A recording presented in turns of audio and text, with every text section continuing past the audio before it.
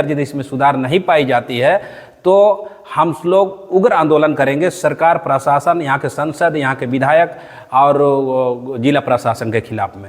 कल्याण विभाग द्वारा खूंटी जिले में कुल 5 अनुसूचित जनजातीय आवासीय विद्यालय का संचालन किया जाता है और ऐसे विद्यालयों को अगर आप ध्यान से देखें जाकर वहाँ अगर सुविधाओं को देखें तो इस विद्यालय में सभी 5 विद्यालय में कमी आपको मिल जाएगी।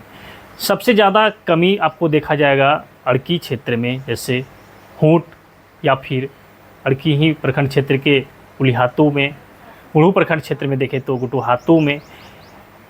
यहाँ जो ये तीनों विद्यालय का हम नाम बताया आपको, तीनों विद्यालय में बड़ी कमी पाई जाती है। जहाँ हूट में जो है विद्यालय प्रांगण में पानी ही नहीं मिलता, जिस कारण सभी बच्चे जंगल झाड़ी में नहाने जाते हैं, नदी में। वहीं जब अब बात कर लें गुटुहातू की, तो गुटुहातू में विद्यालय भवन है और छात्रावास भी है। छात्रावास को अभी हाल ही में से मरम्मत कराया गया है। इसके बावजूद भी कुछ छात्रावास ऐसे हैं जिसमें बिल्डिंग रिस रहा है और उधर से वहाँ जो है खतरा बना रहता है इस मरम्मति के बाद भी। खास बात तो ये है कि इतने भीषण गर्मी में एक भी बच्चे के कमरे में पंखा नहीं है। इस विद्यालय में जो छात्रावास है उसका संख्या टोटल जो है 22 कमरे हैं। 22 कमरे में कुल 88 बच्चे रहते हैं और 88 बच्चों के पास एक भी बच्चे के पास पंखे का सुविधा उपलब्ध नहीं है। आप सोचिए, इतने भीषण गर्मी में जब लोग पेड़ पौधों के बीच रहते फिर भी परेशान हो जाते हैं, पंखे में रहने वाले भी लोग परेशान हो जाते हैं, तो फिर वैसे बच्चे कैसे रहते होंगे जिनके पास न तो पंखा है। मतलब कुल मिला के देखें तो बिल्कुल ही कुछ ऐसा सुविधा नहीं है जिससे गर्मी से राहत पा सके। हालांकि वहीं अगर दूसरी ओर देखेंगे तो स्टाफ के कमरे में पंखा लगा हुआ है, स्टाफ के कमरे में पंखे हैं, लेकिन बच्चे के पास ऐसा कोई भी सुविधा नहीं है। आदिवासी समन्वय समिति के खूंटी जिलाध्यक्ष चंद्र प्रभात मुंडा उस विद्यालय में पहुंचे थे जहां उन्होंने देखा कि एक भी बच्चे के कमरे में पंखा नहीं है। विद्यालय का जो प्रांगण है वो भी बहुत ज़्यादा ठीक ठाक नहीं है। उन्होंने जानकारी जब लिया तो उन्हें ये भी जानकारी मिला कि बच्चों को ठीक से भोजन भी नहीं मिल पाता है, जो मेन्यू में है मेन्यू के हिसाब से नहीं मिल पाता है। तो अब चंद्र प्रभात मुंडा ने ये चेताया है कि अगर समय रहते आदिवासी बच्चों को सुविधा नहीं दी जाती है तो फिर वो इस विषय को लेकर आंदोलन करेंगे। हमने बातचीत किया है चंद्र प्रभात मुंडा से, जानने का कोशिश किया कि जब वो वहाँ पहुँचे थे तो उन्होंने वहाँ क्या कुछ देखा। हाँ, सबसे पहले आप और आपके तमाम व्यूअर्स को नमस्कार, जोहार। आज हम लोग गुटुहातू पंचायत का ऐसा ही अपने निजी कामों से जब इस क्षेत्र में आए तो हमने सोचा कि भाई बार बार जो गुटुहातू का आवासीय विद्यालय चर्चा में आती है कि भाई वहाँ की स्थिति दयनीय है, बिल्डिंग ख़राब है, तो उसी को मद्देनज़र रखते हुए चूँकि विगत समय में इस हॉस्टल को रिपेयरिंग करने के लिए ₹1 लाख का सेंक्शन हुई थी, तो हमने सोचा कि भाई एक बार इसका औचक निरीक्षण किया जाए। और आज इस निरीक्षण के दरमियान में चूँकि बच्चे तो नहीं हैं, छुट्टी है, एक बहुत बड़ा खामी देखने को मिला। जो जिस हॉस्टल में सरकार के अनुदान पर गरीब और लाचार बच्चे जिनके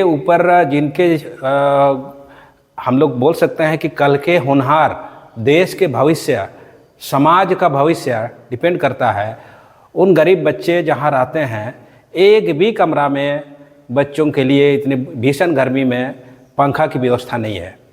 दूसरा चीज़ कि इसमें जो हाल ही में रिपेयरिंग छत का भी हुई, दीवार का भी हुई, लेकिन आप देख सकते हैं इधर सामने दरक रहा है।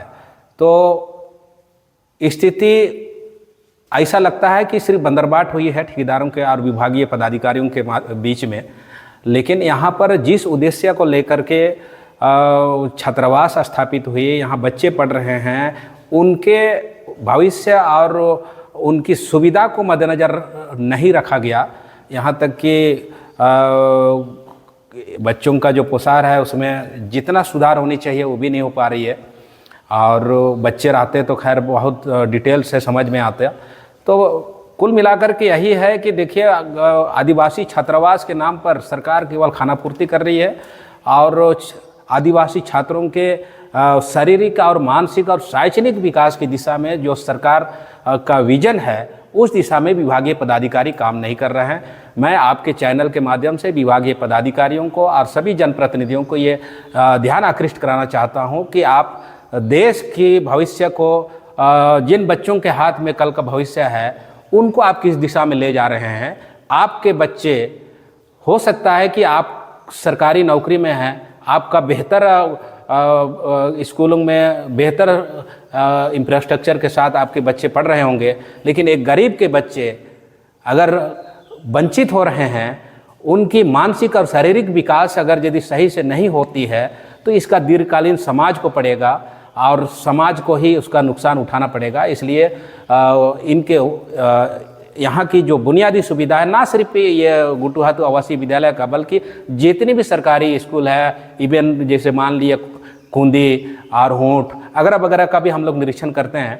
और आज चूँकि आप भी यहाँ मिल गए, इसलिए हम लोगों ने आज आपके माध्यम से हम लोगों को अपील कर रहे हैं, नहीं तो हम लोग बीच बीच में निरीक्षण करते हैं। बड़ा स्थिति खराब लगती है कि भाई हम अपने होनहार भविष्य के बच्चों के लिए हमारी सरकार और हमारा प्रशासन, हमारा विभाग क्या कर रही है। क्योंकि शिक्षा के बिगाड़ में, शिक्षा समाज का आईना है, समाज का भविष्य है और समाज जो है बच्चों का, आने वाले पीढ़ी का एक दीपक की तरह है। तो हम इस पर ईमानदारी से काम करें, ना कि सिर्फ हम नौकरी निभाएं, बल्कि ईमानदारी से काम करें, समाज के प्रति अपनी जिम्मेवारियों का निर्वहन करें और बेहतर से बेहतर समाज का परिकल्पना करते हुए बच्चों को बुनियादी सुविधा उपलब्ध कराने में विभाग और जनप्रतिनिधि सहयोग करें। दूसरा चीज़ कि आज ये भी यहाँ बहुत बड़ी खामी जो है देखने को मिली कि इतना बड़ा इंफ्रास्ट्रक्चर अभी बनने का भी बात हो रही है और जो बनी हुई है, लेकिन यहाँ पर मात्र 2 टीचर है और 2 टीचर से 88 बच्चे यहाँ रह करके अध्ययनरत हैं। उनके भविष्य का क्या होगा। और यहाँ आदिवासी के बच्चे रहते हैं, तो क्या लग रहा है, क्या मानते हैं, उनके साथ कोई मजाक हो रहा है या फिर ऐसे खिलवाड़ हो रहा है? देखिए, अगर यदि आदिवासियों के बच्चे यहाँ रहते हैं, इसलिए अगर विभाग या सरकार इस पर लापरवाही कर रही है, जो भी सप्लायर हैं यहाँ, जो पोषण से संबंधित जो सप्लायर हैं, उनके साथ अगर यदि ये लोग साँठ-गाँठ करके आदिवासियों के बच्चों को कुपोषित कर रहे हैं, तो ये खुल्लम खुली आदिवासी बच्चों के साथ मजाक है। ये हम लोग आदिवासी समाज के लोग आने वाले समय में भविष्य को मद्देनज़र रखते हुए बर्दाश्त नहीं करेंगे और पुनः सरकार को, प्रशासन को और जनप्रतिनिधियों को हम आगाह करना चाहते हैं कि इस पर आप लोग त्वरित संज्ञान लेते हुए यहाँ मूलभूत सुविधा जो बच्चों को उपलब्ध होनी चाहिए उस पर कार्रवाई होनी चाहिए। अन्यथा दूसरे औचक निरीक्षण के दरमियान भी अगर यदि इसमें सुधार नहीं पाई जाती है तो हम लोग उग्र आंदोलन करेंगे सरकार, प्रशासन, यहाँ के संसद, यहाँ के विधायक और जिला प्रशासन के खिलाफ। आपने सुना कि चंद्र प्रभात मुंडा ने साफ और स्पष्ट तरीके से कहा है कि आदिवासी बच्चों को जो ठगने का काम कर रहा है ये विभाग, सुविधाओं के नाम पर उन्हें जो है कुछ नहीं मिल रहा है। इतनी भीषण गर्मी में बच्चों को बिना पंखे का रहना पड़ता है एक छोटे से रूम में। तो ये जो है कहीं ना कहीं आदिवासी बच्चों के साथ छलावा है। उन्होंने साफ और स्पष्ट तरीके से चेताया है कि अगर जल्द ही सुविधा नहीं मिल पाई तो फिर इसके लिए भी आंदोलन किया जाएगा। तो फिलहाल बने रहिए हमारे साथ, देखते रहिए द झार न्यूज़।